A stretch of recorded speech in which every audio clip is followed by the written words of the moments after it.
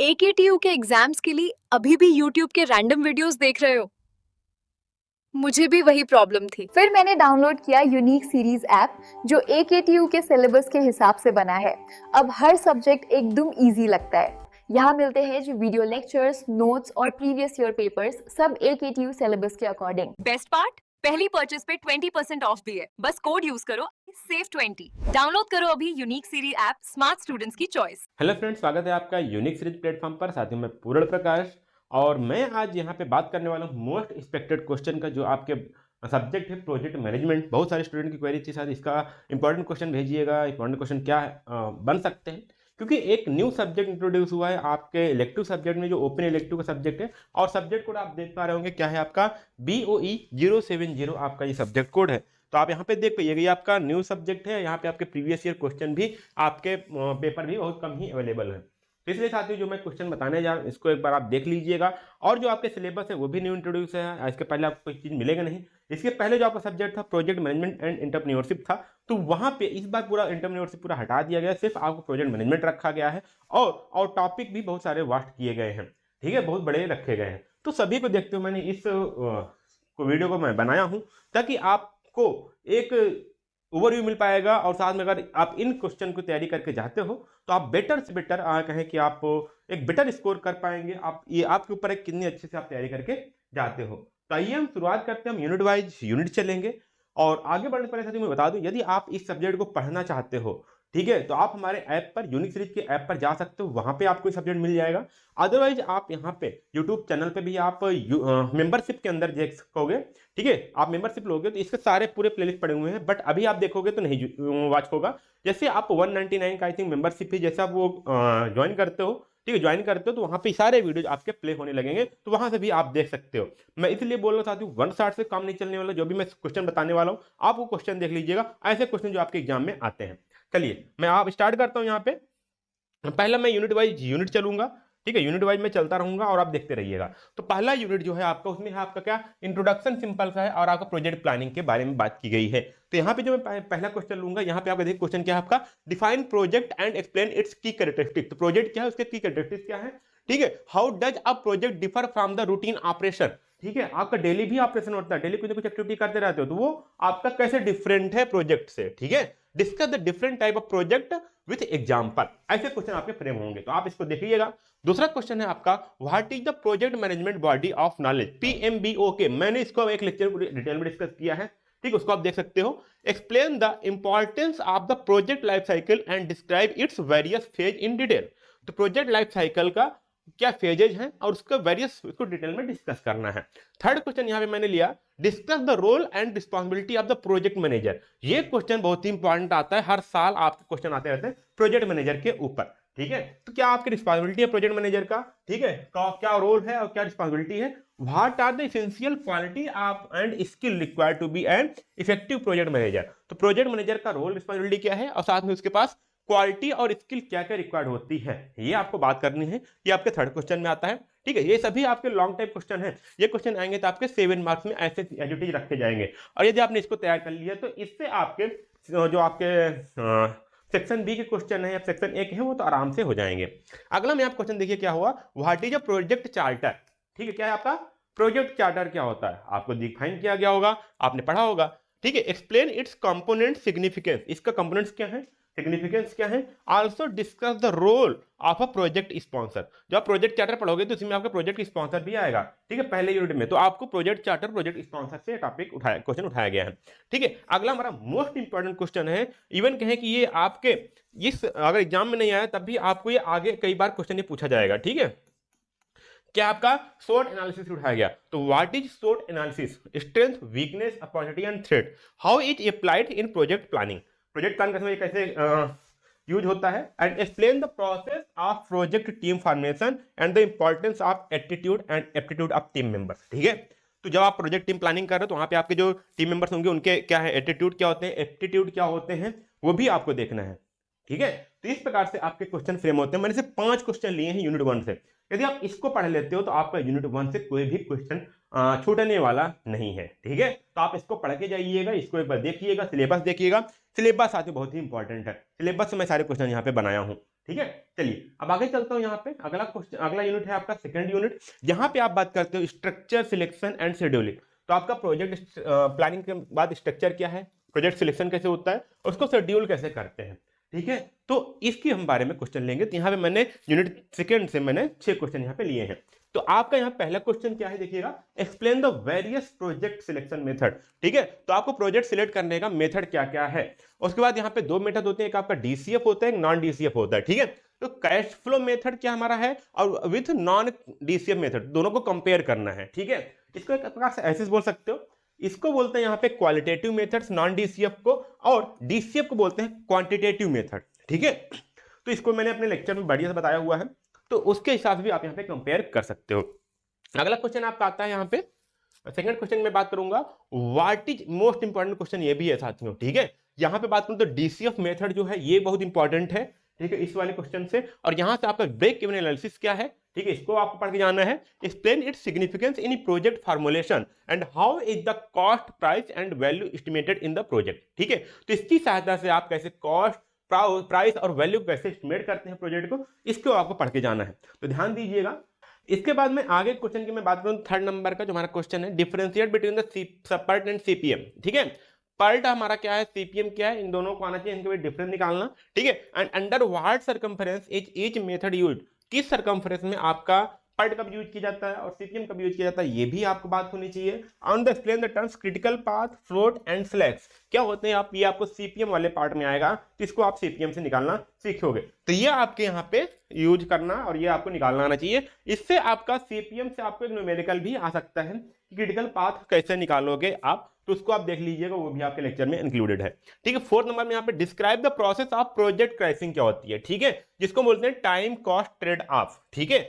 जैसे टाइम और कॉस्ट के बीच में रिलेशनशिप भी इसको बोलते हैं, और प्रोजेक्ट क्रैशिंग में इसको, फिर how does crashing affect the direct and indirect the cost of the project, ठीक है। तो कुछ इसी प्रकार से आपके क्वेश्चन बनेंगे, ऐसे सिर्फ आपको टॉपिक नहीं उठा दिया जाएगा, देखो क्वेश्चन फ्रेम कैसे किया गया है, ठीक है। जैसे क्वेश्चन फ्रेम करके पूछे जाएंगे, ओके, क्योंकि आप इंजीनियरिंग स्टूडेंट हो, आप फाइनल ईयर में पहुंच गए हो। अगला क्वेश्चन है आपका, देखिएगा यहाँ पे, right a detail note on the risk management in project, project में कौन कौन से रिस्क मैनेजमेंट इन्वॉल्व, कौन कौन से रिस्क इन्वॉल्व होते हैं, उसको मैनेज करना। Explain the concept of the probability, ठीक है, in project management and how it impact decision making, ठीक है। प्रोबेबिलिटी क्या है, प्रोजेक्ट मैनेजमेंट में कैसे क्या होता है, और डिसीजन मेकिंग कैसे हेल्प करता है, ओके। अगला लास्ट क्वेश्चन यहाँ पे यूनिट 2 का है, explain the use of decision trees. इसको मैंने बताया, आपके 2 टाइप डिसीजन ट्रीज मैंने आपको बताया है, ठीक है। फिशबोन एनालिसिस इसी में आता है। तो डिसीजन ट्री क्या है प्रोजेक्ट मैनेजमेंट में, how do they help in analysis, ठीक है, how do they help in analysing the complex project decisions under the uncertainty, क्योंकि प्रोजेक्ट बहुत सारे अनसर्टेनिटी होती है, तो कैसे हम उससे प्रोजेक्ट को डिसीजन कैसे लेते हैं प्रोजेक्ट में, तो कैसे हेल्प करता है, वो भी आपको बात करनी है यहाँ पे, ठीक है। तो ये आप यहाँ पे देख सकते हो, आराम से देखिएगा, समझिएगा, ठीक है। चलते हैं हम यहाँ पे यूनिट 3 की ओर। तो यूनिट 1 में आपको 5 क्वेश्चन बताए थे, यूनिट 2 से आपके 6 क्वेश्चन आए, ठीक है। यूनिट 3 से मैं बात करता हूँ, यहाँ पे यूनिट 3 की यदि मैं बात करूँ तो यहाँ पे मैंने चलो अब यहाँ पे यूनिट 3 की बात करता हूँ। यहाँ पे क्या आपके प्रोक्योरमेंट एंड क्वालिटी मैनेजमेंट से रिलेटेड आपका यूनिट 3 है।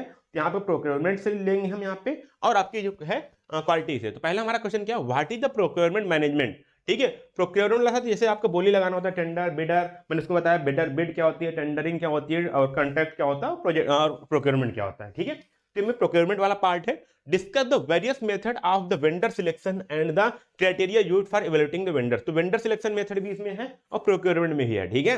Explain the concept of the just in time, ये काफी इंपॉर्टेंट टाइम्स है, जो आपका मतलब कहे कि भाई जब बर्निंग टॉपिक होता है क्वेश्चन उठा के दे दिया जाता है। तो जीआईटी आपको कुछ नहीं तो आपको शॉर्ट नोट में मिल सकता है, बाकी अदरवाइज ऐसे मिल सकता है। And supply chain management in the context of the project execution, how do they contribute the efficiency, okay.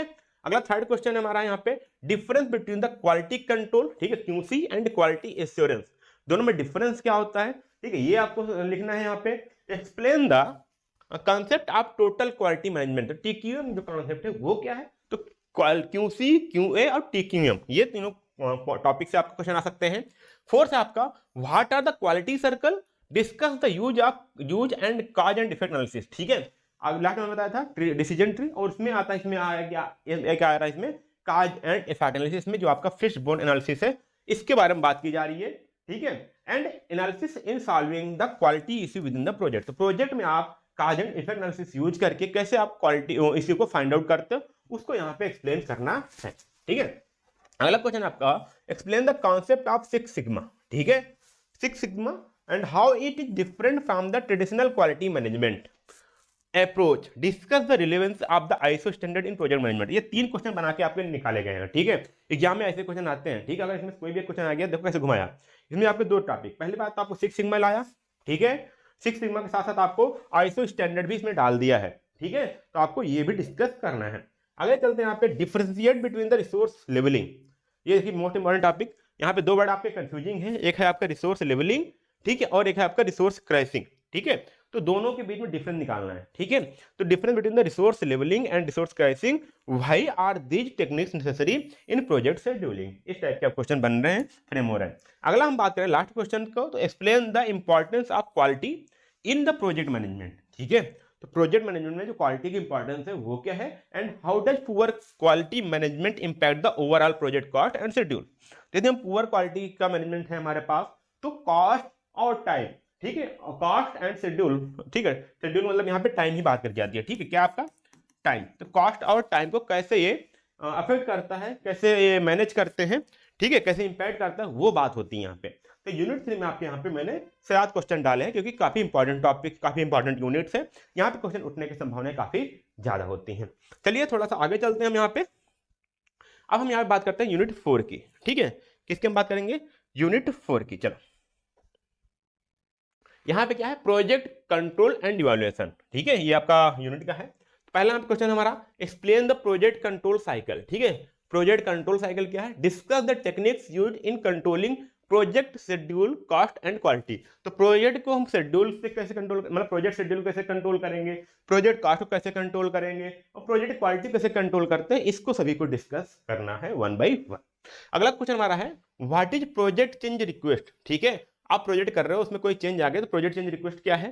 ठीक, describe the change control process, और उसको चेंज करने में, रिक्वेस्ट को चेंज करने के लिए, कंट्रोल करने के क्या क्या प्रोसेस होना चाहिए, कैसे आप स्टेक होल्डर से कैसे अप्रूवल लोगे, प्रोजेक्ट मैनेजर कैसे अप्रूव करेगा, सारी चीज यहाँ बात हो रही है। ठीक है, why is managing scope change critical for the project success. ठीक है, इसको कंट्रोल करना, प्रोजेक्ट चेंज को या मैनेज करना क्यों क्रिटिकल है, इसकी बात यहाँ पे की जा रही है। ओके, अगला यहाँ देखिएगा, व्हाट इज प्रोजेक्ट ऑडिट। ये मोस्ट इंपॉर्टेंट टॉपिक है, ये आपके लिए काफी डिटेल में एक्सप्लेन भी मैं किया हूँ, आप लेक्चर में देख लीजिएगा। ठीक है, तो project audit, how does it differ from the financial audit, describe the contents and purpose of the audit report. तो प्रोजेक्ट ऑडिट हो गया, ऑडिट रिपोर्ट हो गया, फाइनेंशियल ऑडिट, यहाँ पे ये 3 टॉपिक आ रहे हैं जिनको मिलाकर के ये क्वेश्चन फ्रेम किया गया है। अगला क्वेश्चन हमारा है, explain the process of project closure. ठीक है, प्रोजेक्ट कंप्लीट हो गया तो उसको क्लोज कैसे करते हैं, उसकी इंपॉर्टेंस क्या है, what are the component of the project closure. ठीक है, रिपोर्ट, जब प्रोजेक्ट क्लोजर रिपोर्ट तैयार करते हो, क्लोजर रिपोर्ट तैयार करते हो, तो वहां पे क्या क्या आपके कंपोनेंट होते हैं, why is a post project evaluation necessary. ठीक है, तो हम प्रोजेक्ट को कंप्लीट होने के बाद भी हम यहाँ पे पोस्ट इवैल्यूएशन क्यों करते हैं, वो क्यों नेसेसरी है, उसकी यहाँ बात की गई। अगला क्वेश्चन हम बात करते हैं 5th में, right a short note on the maintenance and shutdown project. ठीक है, मेंटेनेंस ऑफ द प्रोजेक्ट और शटडाउन ऑफ प्रोजेक्ट क्या होते हैं, इन पर आपको शॉर्ट नोट लिखना है। How are the different from the capital projects and explain the concept of plant turn around. तो प्लांट टर्न अराउंड क्या होता है, ठीक है, मेंटेनेंस प्रोजेक्ट क्या होते हैं, शटडाउन प्रोजेक्ट क्या होते हैं। ठीक है, ये आपको यहाँ पे डिस्कस करने हैं। अगला आपका 6 नंबर में, discuss the type of project report. Project report के टाइप क्या क्या होते हैं, how do status report and progress report help stakeholder track the project health. ठीक है, तो आपका स्टेटस रिपोर्ट है, प्रोग्रेस रिपोर्ट है, ये एक स्टेक होल्डर को प्रोजेक्ट की हेल्थ को, मतलब प्रोजेक्ट की सक्सेस को ट्रैक करने में कैसे हेल्प करते हैं, ये आपको यहाँ पे एक्सप्लेन करना है। तो यूनिट 4 में आपके यहाँ पे 6 क्वेश्चन मैंने दिया हूँ, इसमें से बाहर कोई क्वेश्चन आपके आ नहीं सकते हैं। अब इसको आराम से देखिएगा, इसमें आपके सारे टॉपिक भी इंक्लूड है, यूनिट के इंक्लूड है। ठीक है, तो यहाँ पे मैं इतने क्वेश्चन आपको दे रहा हूँ, मैं इसलिए शायद क्वेश्चन ज्यादा दे रहा हूँ ताकि आप इसको पढ़ेंगे ना, जब आप इसको पढ़ते हैं तो आराम से चीजें आ जाए। ठीक है, मैं आपको 2 क्वेश्चन दे दूं, आप पढ़ के जाओ, सोचो आप मेरा टाइम तो बच गया, लेकिन एग्जाम में आपको स्कोर ज्यादा करना है, इसलिए मैं यहाँ पे ज्यादा से ज्यादा क्वेश्चन डाल रखा हूँ। आप एक बार क्वेश्चन देखने का, लिखने का तरीका देख लोगे, क्वेश्चन की कैसे फ्रेम होते हैं उसके तरीके भी आप देख पाओगे। ठीक है, चलिए अब हम चलते हैं यहाँ पे लास्ट यूनिट की ओर। मैं फिर बताता हूँ साथियों, यदि आपको इस सब्जेक्ट को पढ़ना है तो आप हमारे ऐप पर जा सकते हो, ठीक है। ऐप पर जाओगे आप 50% ऑफ वहाँ भी चल रहा है, मात्र वो 249 पे आपको वहाँ मिल जाएगा।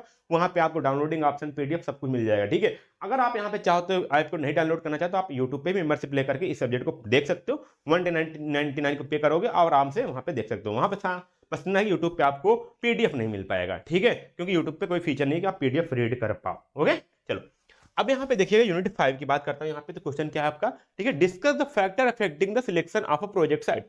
तो प्रोजेक्ट साइट को कैसे सिलेक्ट करते हैं, क्या क्या फैक्टर अफेक्ट होते हैं। Explain the importance of the contour maps, site maps in site production. तो साइट मैप्स में या कंटूर मैप्स का कैसे इंपॉर्टेंस होता है किसी साइट सिलेक्शन में, उसकी यहाँ पे बात की जाती है। दूसरा हमारा क्वेश्चन है, explain the significance of plant layout, what are the special consideration for the selection and leasing of the construction equipment. ठीक है, देखिएगा क्वेश्चन बनाया यहाँ पे, प्लांट लेआउट क्या होता है, इसके टाइप्स भी क्वेश्चन पूछे जा सकते हैं। मैंने इसका अलग से वीडियो अपलोड किया है, ठीक है। उसके बाद बोला गया जो आपके कंस्ट्रक्शन इक्विपमेंट हैं उनको सिलेक्ट कैसे करते हैं, उनको लीज लेना आसान है कि या हायर करना आसान है, ठीक है, या फिर उसको खरीदना आसान है, उसको कैसे हम यहाँ पे सिलेक्ट करते हैं, कैसे हम डिसीजन लेते हैं, उसके बारे में यहाँ पे बात की जा रही है, ठीक है। अगला क्वेश्चन यहाँ पे, how do safety, health and environmental factor impact the project execution. Project execute करते समय जो आपके सेफ्टी है, हेल्थ है और एनवायरमेंटल जो फैक्टर्स हैं उनको कैसे आप कंसीडर करते हो, and discuss the responsibility of the project manager regarding these factor. तो ये तीनों फैक्टर हैं, इनको रेगुलेट करने के लिए, ठीक है, इनको मैनेज करने के लिए जो आपको प्रोजेक्ट मैनेजर है उनकी क्या क्या रिस्पांसिबिलिटी है उसकी यहाँ पे बात करनी है। अगला क्वेश्चन है वहाँ पे है, describe the process of project handover. ठीक है, प्रोजेक्ट हैंडओवर क्या होता है, ठीक, प्रोजेक्ट खत्म हो गया, प्रोजेक्ट कंप्लीट हो गया, तो आप क्या करोगे, इसका जो ओनर है उसको क्या करोगे, आप प्रोजेक्ट को हैंडओवर करोगे। तो उसकी बात यहाँ पे की प्रोसेस कैसे होता है, ठीक है। What are the key documents, क्या क्या डॉक्यूमेंट्स यहाँ पे इंक्लूड करने होते हैं, and deliverables during the required during the handover phase. जब आप प्रोजेक्ट को हैंडओवर कर रहे हो तो कौन कौन से डॉक्यूमेंट हैं, कौन कौन से आपके डिलीवरेबल्स हैं जो रिक्वायर होते हैं हैंडओवर के टाइम पे। ओके, अगला हम यहाँ बात करते हैं, explain the preparation of a site for the new project. आप न्यू प्रोजेक्ट स्टार्ट करते हो तो आप कैसे साइट का प्रिपरेशन कैसे करोगे उसको एक्सप्लेन करना। What technical and legal aspect must be considered before the commencing work on site. तो आप वर्क को ऑन साइट पे स्टार्ट करने से पहले आपको लीगल और आपका टेक्निकल कौन कौन से डॉक्यूमेंट तैयार होने चाहिए, कैसे आप उसका अप्रूवल लोगे और कैसे आप वर्क स्टार्ट करोगे। ओके, अगला क्वेश्चन हमारा है, what are the joint ventures and collaboration. ठीक है, कोलैबोरेशन में क्या होता है, जॉइंट वेंचर में क्या होता है, इन दोनों के डिफरेंस क्या होते हैं, ठीक है। Explain their benefits and risk in the context of executing large infrastructure और इंडस्ट्री प्रोजेक्ट।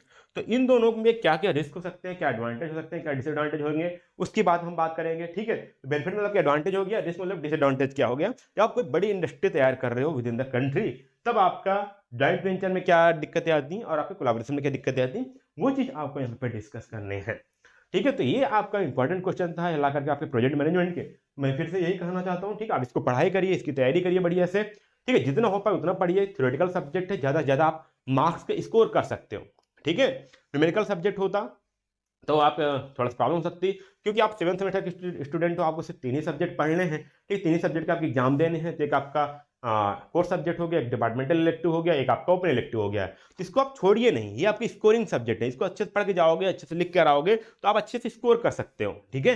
इसको छोड़िएगा नहीं। मैं फिर से यही कह रहा हूँ कि यदि आप इस सब्जेक्ट पढ़ना चाहते हो तो आप चले जाइएगा यूनिक सीरीज का ऐप डाउनलोड कर लीजिएगा, वहाँ से आप 50% ऑफ करके इस सब्जेक्ट को एनरोल कर सकते हो। यदि आप चाहो तो यहाँ पे यूट्यूब पे मेंबरशिप भी ले सकते हो, बट यही बशर्ते है कि यहाँ पे आपको PDF रीड करने को नहीं मिल पाएगा, सिर्फ आप वीडियो को देख पाओगे, ठीक है। और मैं बात करता हूँ, यदि आप यहाँ पे जाते हो तो लेक्चर डाउनलोड कर पाओगे, PDF को डाउनलोड करके आराम से पढ़ सकते हो, ठीक है। तो ये आपके हैं, आप चाहो तो आप डायरेक्ट हमारी वेबसाइट जो है uniqueseries.in, ऐप नहीं डाउनलोड करना चाहते तो यहाँ पे भी लॉगिन करके यहाँ भी आप पढ़ाई कर सकते हो, ठीक है। तो ये आपके यहाँ पे फीचर्स अवेलेबल हैं, तो आप देरी मत करिएगा, हमारे साथ व्हाट्सएप ग्रुप से भी जुड़ जाइए ताकि एग्जाम में आने वाले सभी आपके जो अपडेट हैं वो आपको मिलती रहे, ठीक है। तो व्हाट्सएप ग्रुप के लिंक नीचे दिए गए हैं, हमारे व्हाट्सएप ग्रुप से जुड़ जाइएगा, ठीक है। बस आज के लिए बस इतना ही था, फिर मिलते हैं आपको अगले वीडियो के साथ, तब तक के लिए धन्यवाद, जय हिंद।